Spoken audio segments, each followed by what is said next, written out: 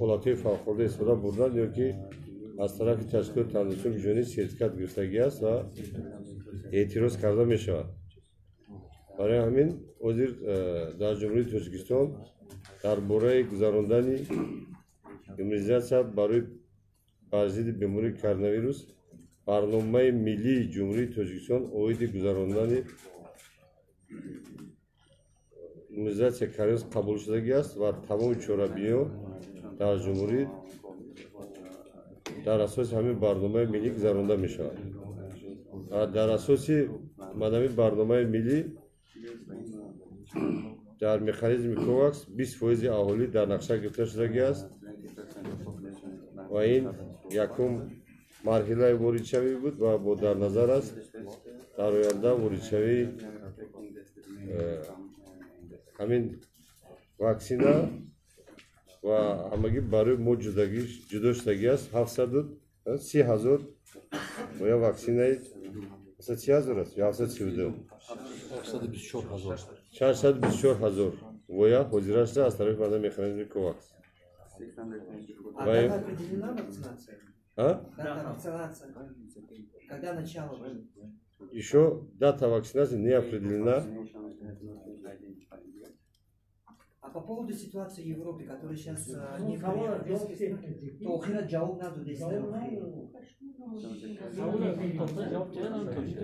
Дата проведения вакцинации сейчас в данный момент не определена. Страны. Мы ситуация в Европе, пожалуйста, Виктор. Марамат. Пожалуйста. Вы отказываетесь или будете? Сейчас, пожалуйста, вот представитель Всемирной организации здравоохранения Республики Таджикистан, который, значит, вакцина AstraZeneca, который получил сертификацию Всемирной организации, признана ВОЗом. Сейчас, o'z yakdaqa savolimda jo'qta bo'lsa, o'qimay megaki dar Yevropa o'qiy. Jo'qta ba'd savol shunday javob. Пожалуйста, да. As Dr. Alizoda said, my name is Viktor Olshavsky and I am the representative of World Health Organization in Tajikistan. شتاوری که محترم علیف مرا معرفی کردم. نام من ویکتور اولشافسکی. من نمایندگی میکنم تشکیلات عمومی جهانی تندرستی رو در جمهوری تاجیکستان. I understand that there is a question about the AstraZeneca, particularly the AstraZeneca vaccine, which arrived in Tajikistan, and the situation in Europe about the decision of some of the countries to suspend the vaccination with AstraZeneca. من سوال شما رو درک کردم و میفهمم و سوال شما مختصر نسبت همون واکسینه هایی که وارد شدن به تاجیکستان و اون واکسینه هایی که حالا در AstraZeneca که در کشورهای اروپا رد یعنی که من شدگی هستند. من این رو درک میکنم. In general, in this extensive vaccination campaign that is taking place all over the world, is normal for countries to signal potential adverse events following the immunization. در عموم وضعی امگذرانی یعنی که واکسیناسیا در تمام دنیا یعنی که در سطح معتدل قرار دارد با نظر داشته همون طلبات هایی که موجود هستند. Let me remind you who are the target of the vaccination in the first, besides the healthcare workers. بیایید من به شما گفته بگم که کیها همین ام رو میگیرند به غیر از کارمندان تیپ. Particularly in Western Europe, are the old people, the elderly. خصوصا در قسمت غربی اروپا این یکم یعنی که کلان سالان. And those with chronic conditions. و اون نفرانی که بیماری مزمن دارند. Now, a person over 80 years or over 70 years, with or without vaccine, it can happen to him or her to have some adverse reaction caused by his underlying condition or by his age. آن نفرانی که از 70-80 بالا هستند نوبسته از اونی که یعنی که واکسن میگیرن میتونن که با زبان روسی میگن побочный ефект میتونن پیدا کنن. This we are calling coincidental events. Да, ва мо инро ҳамчун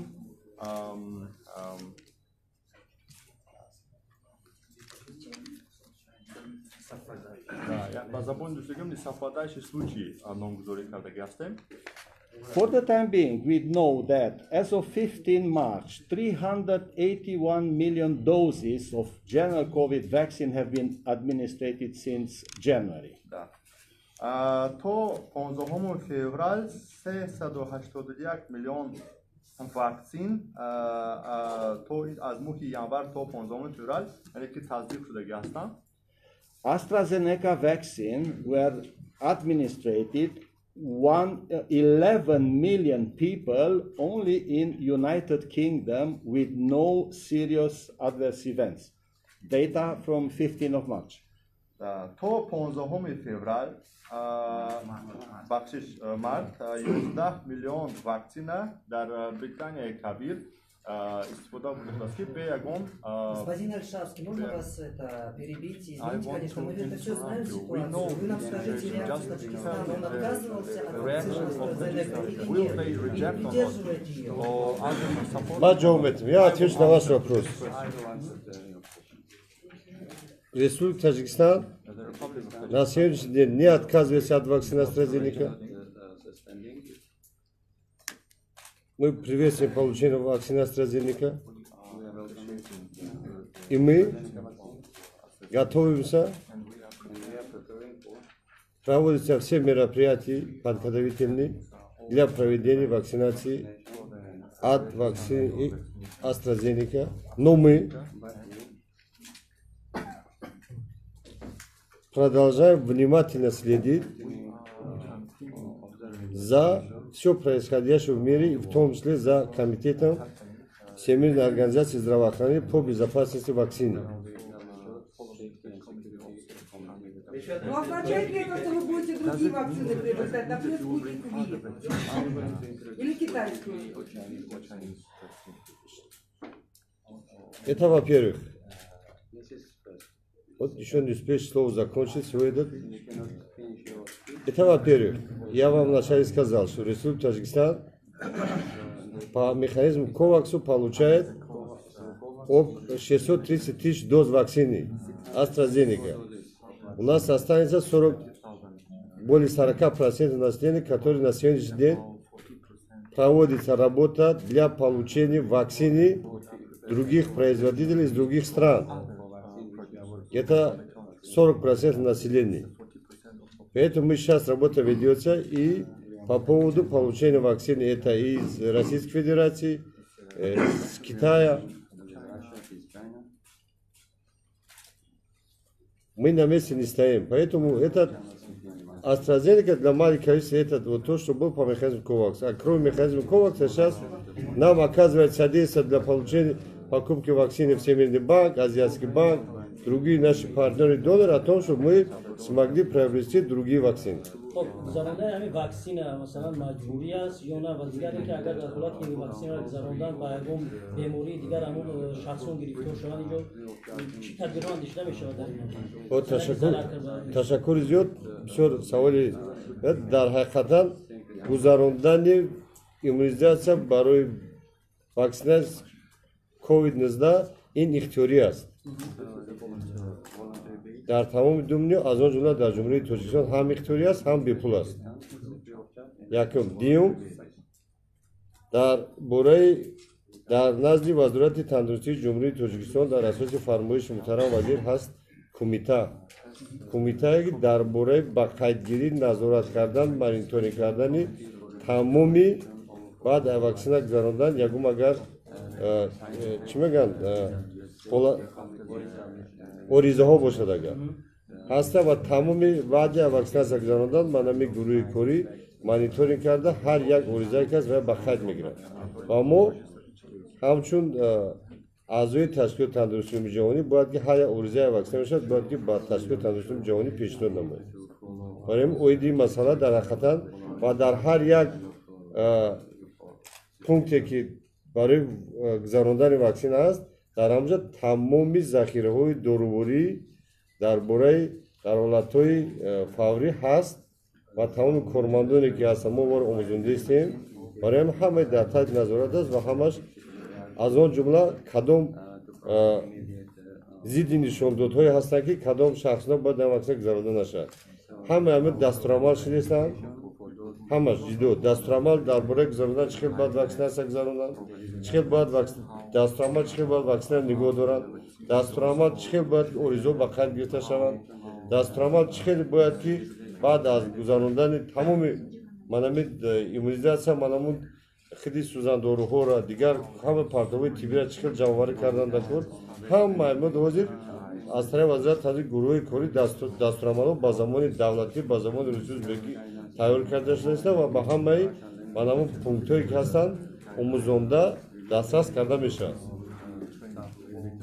ببخشید همین به زبان تاجیکی هم میگوید در موردی که آیا تاجیکستان از این واکسینایی که آوردین دست میکشد یا نه یکمش که جمهوری تاجیکستان حاضر در امروز از این واکسن دست نمیکشد و جمهوری تاجیکستان برای گذراندن این واکسن تمامی منام مکانیزمی که تیار شدن گذراندن است دیده شده است تیار است روز ما چه خیلی گفتم همه دستورالعمل‌های لازمی هستند که همه اینا رو با زمان دولتی تیار کردن دسترس کردن آموزاندن تمام کارمندان تیب و با معلومات شما یک بار رسانده میشود که امروز منام اخباراتی که ما از تشکیلات تندرستی جهانی گرفتیم منام سحر حاضر که امروز در تشکیلات تندرستی جهانی در نزد منام کمیته فارماسیوتی منام جلسه مشخص اویدی تمام منام اوریزایی که از واکسن در اروپا دیگر دولتش است دیده برآمده میشود و باز از طرف تشکیلات تندرستی جهانی و تمام دولت‌هایی که واکسن را استفاده بردند و استفاده بردنی هستند معلومات مشخص اوریزه‌ها پیشنهاد کرده میشود برای همین ما هم عضو تشکیلات تندرستی جهانی هر روز همکاری داریم تمام اخبارات رو دسترس میکنیم می‌آموزیم منام سحر اومدگی است اینا مرحمت منام تو پیشنهاد موندگی است خب بر اساس بعضی از همون معلوماتی که در رسانه‌های اینترنتی امروز پخش می‌شود در دیگر دولت‌ها بعد گذراندن همین واکسن توجیه که ما معلومات داریم یعنی کسانی که بودن با مثلا هلاک شدن تا کجا اساس دارد آیا همین گذراندن واکسن می‌تواند آدم رو به همین حالت برساند همچنین لخته‌شوی خون باز ما شما همه امروز ما میگم تمام چیزی که در اینترنت هست در مسئله منام واکسن منام امروز تمام منام ارزوی هستن شما میگین چقدر لخته‌شوی خون است یا که یگان هفت است در نام کمیته فارماکولوژی نزد تشکیلات تندرستی جهانی و یوروکمیسیا امروز دیده برآمده میشه همه تحلیل کرده میشه و باز با همه دولت‌ها با پیشنهاد کرده میشه برای ما گفتم که در جمهوری ما و در اساس فرمان کمیته تشکیل کردگی است اگر نصیب باشد روزی که ما واکسن سر میکنیم بعد از واکسیناسیا هر یک گروه مانیتورینگی گذرانده میشود و هر یک اوریزه‌ای که میشود به خیر گرفته میشه و یک چیز است همین با زبان روسی میگن یک سیناس خوندم اول کتاب گذراندم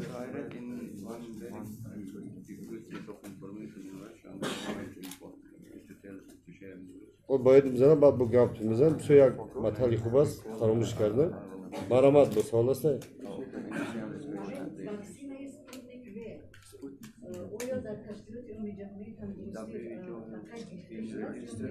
شرایطی می‌توانند صداها بین بین و استرازنیکا و ببینید که مرض قدر اطلاعات‌های پخش شده است که حتی زنگ برای پیشگیری کردن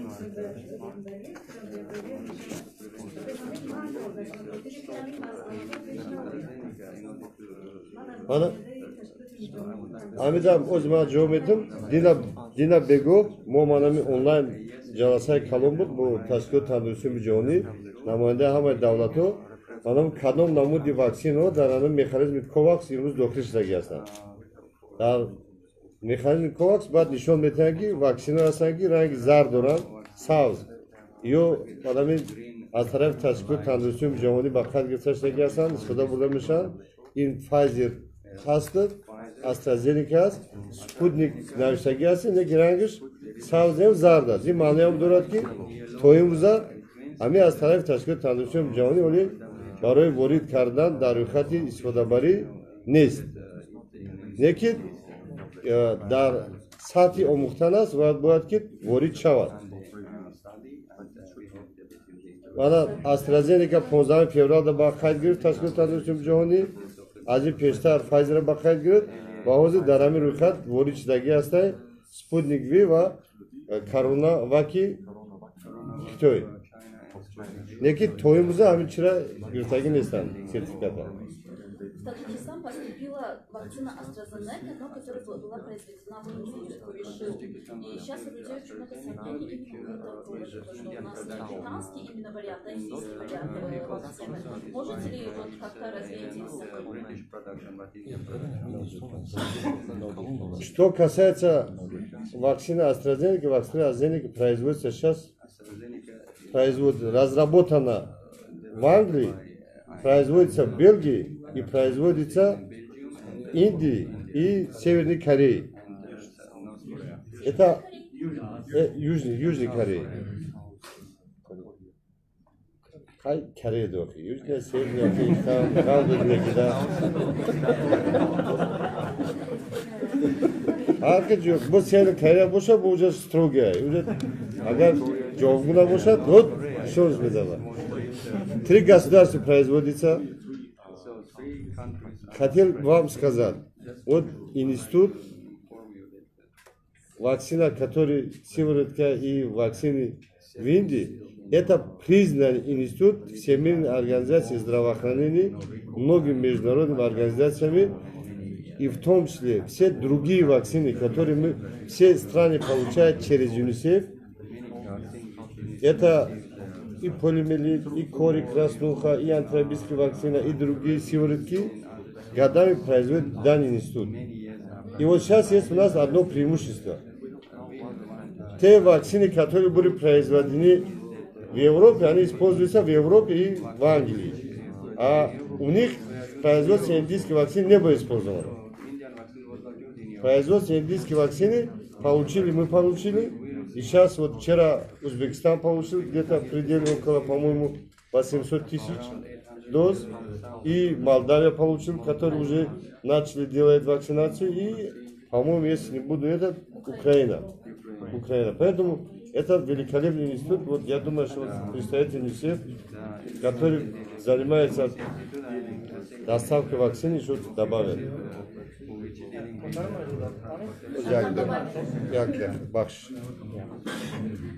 Thank you very much, Deputy Minister. I confirm what the Deputy Minister said. تشکر زیاد محترم معاون وزیر. من آنچه که معاون وزیر گفتن تصدیق میکنم. UNICEF role is to procure and support the logistics and the cold chain for the COVAX facility. وظیفه اساسی یونیسف خریدن و انتقال دادن واکسن هایی که از طرف کوواکس به نقشه گرفته شده است.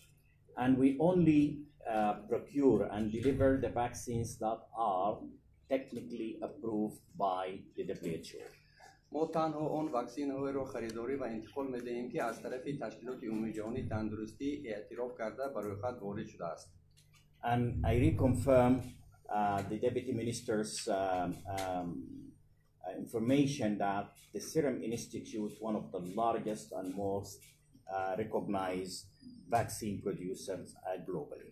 من سخنان محترم معاون وزیر رو بار دیگر یک تصدیق کرده میگویم که اینستیتوتی سیوارتکا یا اینکه زردآبی هندوستان یکی از بزرگترین اینستیتوت‌ها یا اینکه استحصال کننده‌های واکسن در جهان میباشد. So far, COVAX have distributed around up to the Friday. This is the information from Friday, that is March 12th. They distributed 28 million doses around the world. توسط کوواکس در سنه روز 12 مارس 28 میلیون دوز در سراسر جهان علاقه تقسیم شدند. Large part of this the distribution was AstraZeneca vaccine, manufactured by the SK Bio, which is in England, or the Serum Institute of India. و قسمی زیادی همین واکسین های تقسیم شده از واکسین استرازینیکا می باشد که از استحصال کننده هاش انگلیا و هندوستان می باشند. And as we have known that the challenges that the countries are facing are the challenges few countries in Europe. و ما میتونیم البته این مشکلی ها در یک چند دولت های اروپا هستند. And the investigation is going on that, and the WHO is really going to provide new guidances, if any of the new guidances, if any findings that would necessitate a revision of the guidelines today. البته تحلیل ها از طرف تشکیلات جهانی تندرستی اویدی این عریضه ها رفته استادند و ما انتظار هستیم که آنها یعنی که در این سمت خلاصه خود را پیشنهاد کنند. UNICEF is the largest single procurer of vaccine in the world. یونیسف یکی از کلانترین و یگانه تشکیلاتی که به خریداری نمودن واکسن ها سر و کار دارد. And we have been collaborating without previous incidences with the Serum Institute of India. So that I confirm what the Deputy Minister said. و بار دیگر آنچه که محترم معاون وزیر گفتن من تصدیق میکنم و ما که دویم از واکسن استحصال هندوستان خریداری میکنیم در گذشته چنین عریضه های جدی را ما ندیدیم. However, the final guidelines will come from WHO and we follow the WHO instructions. نو واسه اصلا خلاصه نهایی از طرف تشکیلات عمومی جهانی تندرستی پیشنهاد می شود و ما خلاصه تشکیلات عمومی جهانی تندرستی را پیگیری میکنیم. But the preliminary decisions that have been made, the vaccine benefits largely outweigh the risks that coming from it. خلاصه های پیشکی نشان دادند که فایده واکسن نسبت به عریضه هاش یک چند مرتبه زیادتر است. So this is a great moment and a great ability that to fight the corona disease around the world as we speak today. و البته این یک امکانیت خیلی خوب است که توسط امگذارانی ما باید که بیماری کرونا ویروس رو از در دنیا یعنی از بین بریم. تشکر زیاد. بعد یک سوال در جواب که در حقیقتا منمون واکسینی که در اروپا دیگر دولت‌ها استفاده برده شد باید چیز مکانیزم کوواکس نبود. وقتی باید استفاده بردن این با فکر و ما گفتیم میگم که واکسن استرازینیکا 15 فوریه از طرف تشکیلات تندرستی عمومی جهانی با کار گرفته شد. چیز مکانیزم کوواکس برای همین تشکیلات تندرستی جهانی این خودش پیشنهاد میکند برای استفاده بردن و برای که در حقیقتا منمون پرایزدوست هندوستان است این یکی از بهترین منمون مکانیزمی پرایزدوست زبطه بهترین است در برای واکسن. مرحمت. محترم معاون وزیر یک سوال داشتم اجازه باشد که خب تاجیکستان 20% واکسن ضروری را از در دایره برنامه کوواکس رایگان دریافت می‌کند اما بانک جهانی 8 میلیون دلار برای خرید واکسن با تاجیکستان داده است. لطفاً میگفتید که کارها برای خرید دیگر نماد واکسن‌ها مثل فایزر و اسپوتنیک و دیگر نماد واکسن‌ها کجا رسیده است؟ جان گفتگو دارد یا نه با کی دریافت می‌شود؟ بله، اوید دسترس کردن دیگر نماد واکسن از دیگر استحصال کنندگان از آن جمله روسیه از آن جمله خیتای دوام دارد و برای خریداری کردن واکسن مبلغ‌ها از طرف شریکان روس و از آن جمله از طرف حکومت بسیار کارها هست و خدا نصیب باشد ما باینم با روزی نزدیک نصیب می‌شود که ما می‌رم دسترس کنیم. از آن جمله فایزر برای ما برای جمهوری تاجیکستان نمی‌شود. برای چی نمی‌شود؟ برای نگهداری کردن واکسن فایزر باید که در شرایط minus 80 باشد. تمام منامی سیستمای امکانی جمهوری تاجیکستان که ما امروز داریم منامی در جمهوری تاجیکستان هست در چند تا داریم؟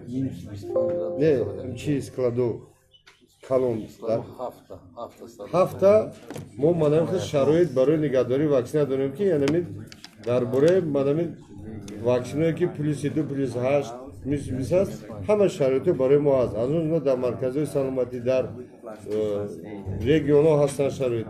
برای واکسن فایزر میز 80 میبخشه اگر یا شرایط معیار کردن باید هر کس راست بگه. سببش همینه. چینی بله. کی باید شرایط نگهداریش هم مطابق است هم استفاده باریش هم. А мы зарегистрировали какую-то вакцину на территории Кыргызстана. Вот AstraZeneca зарегистрировали.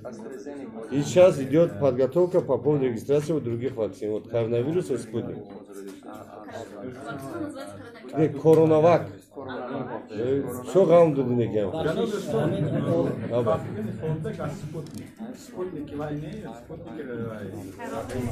Намоянда спутник би?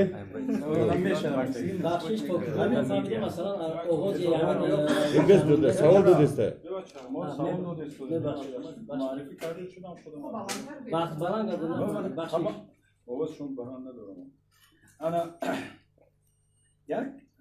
جنوبی رهبر نمایندگی یونیسف و جنوب روشن همین استرازنیکا یک چیز دیگری که گفته فایزر که بر ثبت نام شد خب نزد ثبت نام شدن این سپوتنیک یک واکسینی که در چین شد همین تاخیر میکند سازمان جهانی بهداشت سازمان جهانی تندرستی همین سبباش در چی؟ آیا همین گفت درست است که یک موضوع سیاسی شد رفت؟ دوم جناب استاد برای شما وقتی ما درباره مسئولیت آن صحبت کردیم مسئولیت عمومی همین ضرورت واکسینه کنونی در ما وجود دارد یا ندارد و ما چقدر پول خرج میکنیم برای این معرکه؟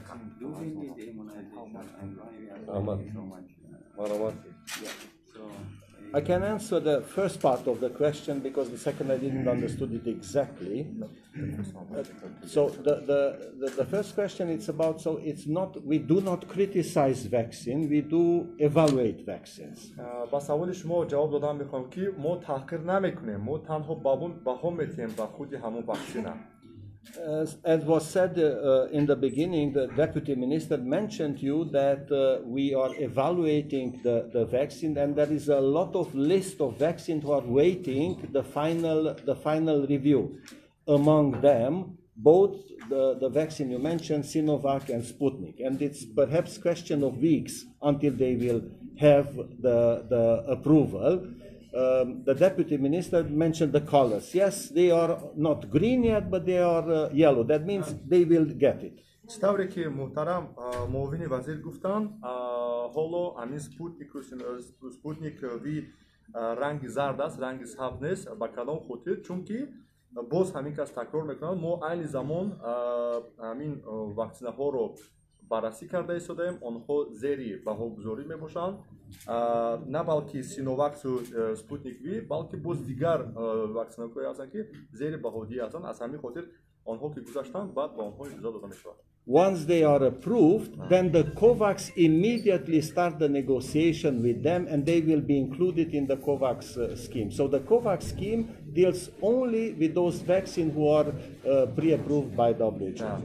برنامه کوواکس بعد از اونی که همین واکسن‌ها رو که تصدیق کرد بعد از همین تصدیق کردن گفت و شنیدها با آنها میرود تا اینکه آنها در نوبت خود این واکسن رو با دیگران تقسیم کرده توانند همین یک جواب دوم یا سوال دارم اگر که نمی‌از ما واکسن همین سپوتنیک وی می‌آوردیم گو الان شما با سوال می‌کنید چی بعد در روز با قیدش می‌آوردید الانش با قید گذاشتن چی با گیشید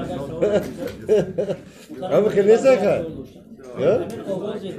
آغاز واکسینه گذارانی مثلا از کدام کشور جامعه منظورم از توجیه ما فهمیدیم از کماندا و فیلم‌های تندرستی آغاز همین توجیه اساس دارد از کجا چی یا گذراندن همین واکسین مثلا از چی میشود بلند گبزا از کدام کشور جامعه منظورم مثلا بعضی اطلاعی هست که گذراندن همین واکسین اولا از کماندا و ساحه تندرستی آغاز میشه اساس دارد بله همین برای گذراندن پیشگیری کردن تمام بیماری رو می‌آموزید.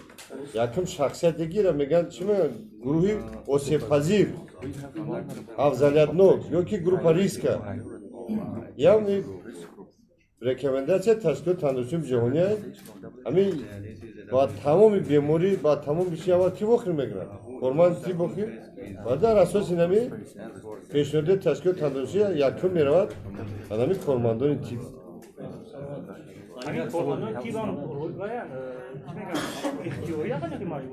اختیاری تمام گذراندن واکسیناسیا هم اختیاری هم بپول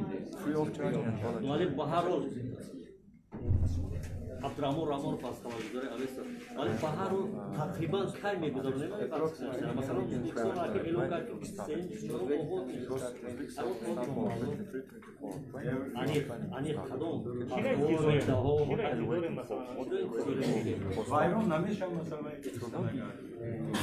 و مولتی نگهداریش تا 6 ماه است. اگر شرایط نگهداریش باشد، اگر خواهش داشته باشید از اینجا برید، من همین شرایط نگهداری همجا یک بار بینید. مرامت. من همین خفه همیدم ما یک انباره کلام داریم هم در من همین تاخونه چه نگه داشته میشود و همین چی با تمام من همون نقلیاتی که ما داریم برای کشیده بردن از تو از مرکز با مرکزهای ولایتی شهر نمی من نقلیاتون بینین شرایطش نبینین تمام شرایط برای نگهداری من همین برای ما اون واکسینه را التماس کردیم از طرف حکومت جمهوری تاجیکستان دستگیر کرده است ما اون شرایط نگهداریش باشد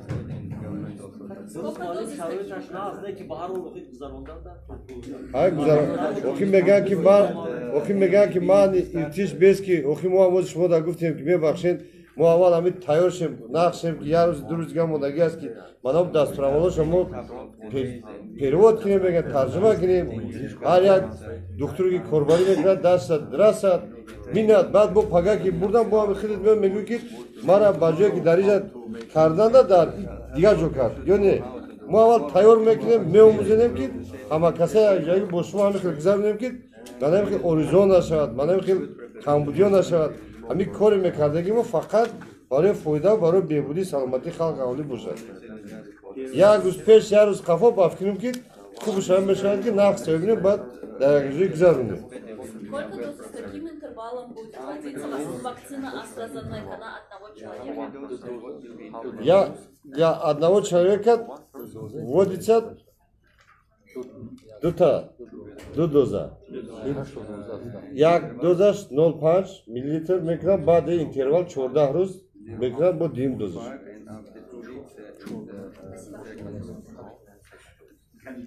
Ҳаста интервал бахшиш интервалш 8 то 12 ҳафта мумкин кардан дим вояша не ин 14 рӯз маънош 14 рӯз дар он байн ҳамин 14 рӯз бояд ки ҳамон одам ягон дигар намуди ваксина гирифтагӣ набошад ман ҳамин сол ма агар ягон ваксина дигар гирифтагӣ бошам бояд 14 рӯз гузарад баъд баъдам ҳамин ваксинара ворид мекунад тамом саломат бошед биё дамо гуфти рӯсон ки чӣ дохид десерда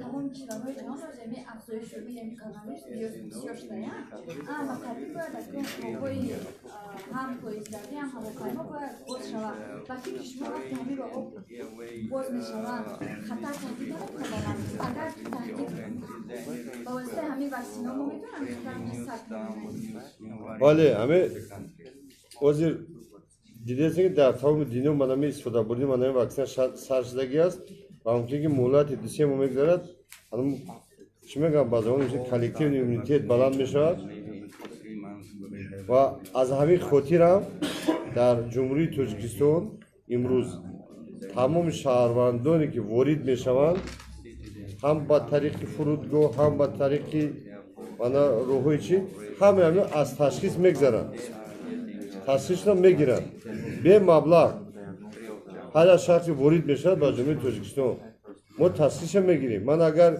خواهش داشته باشه من فرودگاه اگر منم در روز اگر یگم از یگم دولتی که وارد میشن رفته بینیم تشخیص میگیرم ما بعد تشخیصش ما بدونیم که همین آدم هست یا که نیست یک دیمش که تمام شخصانی که وارد میشن باید معلومات نامه دارن از دیگر دولتی که با جمهوری دیگر دولت میرم باید پیش از رفتن تشخیص میسپرم بعد معلومات میتونه که همین در حقیقتا همین بیمار نیسته او همین گفتی که از همه جای توزه ترین همین درون همین سیوره از اون طرفشان تشخیص میگیرن نه از طرفشان توزه که باشید رود میتن در سیوره رفتن مدن میگیرید نه که با گفتی شما در حقیقتا ما تمام چوره ها رو از روز اول توزه هم دیدیم که اویدی منوی بورید شوید У нас будет тоже какой-либо такой зеленый паспорт или какие-то паспорта, Для вас мы сделаем специальный красный паспорт. которые будут позволять...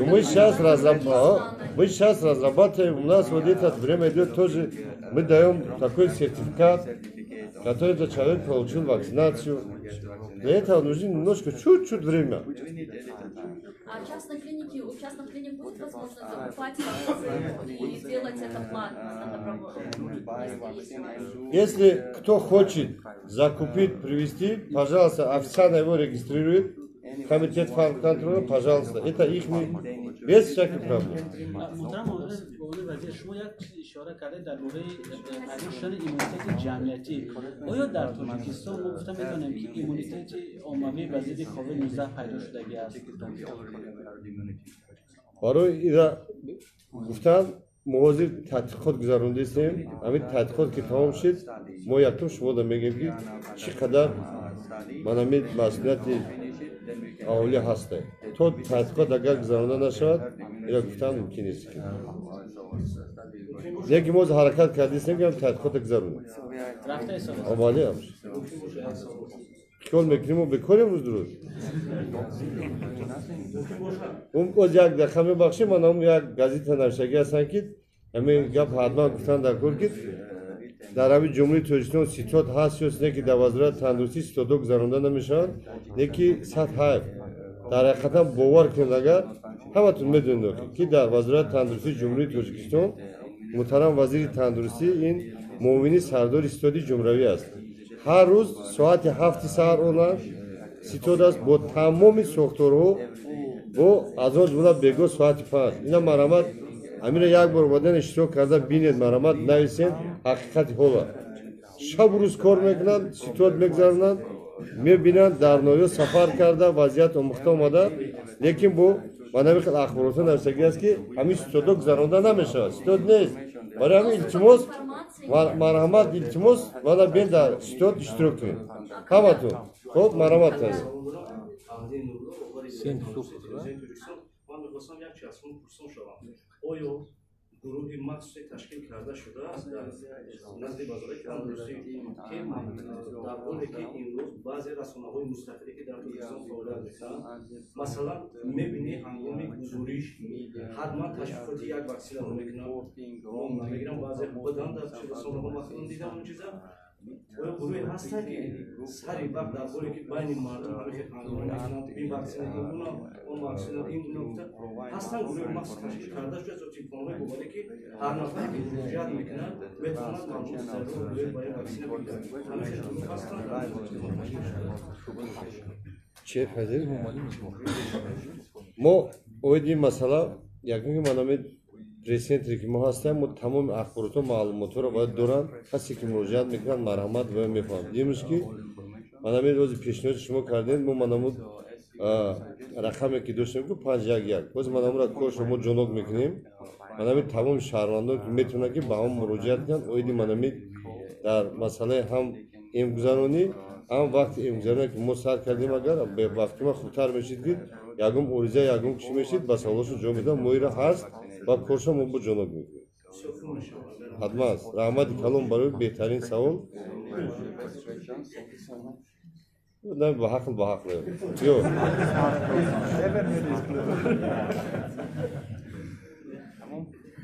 تمام سپوتنیک تمام سلامت باشید چی سوال گفتید یو بریم بعد بشیم یه سوال جواب یو سلامت باشید رحمت کلام معلومات دیگر نمیگه